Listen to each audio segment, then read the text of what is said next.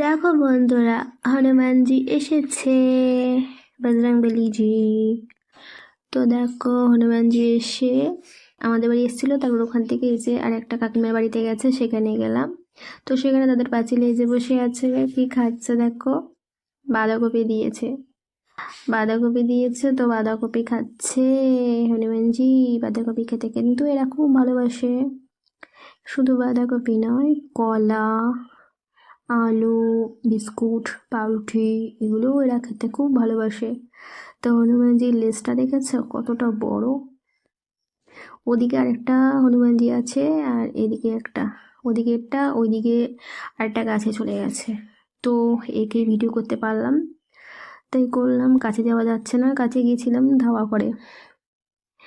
তো দেখো বসে বসে কি সুন্দর করে বাঁধাকপি খাচ্ছে হনুমানজি। আহ, দেখো কতই মজা করে খাচ্ছে। তো চলো বন্ধুরা, এখানে ভিডিওটা সমাপ্ত করলাম। সবাই ভালো থেকো।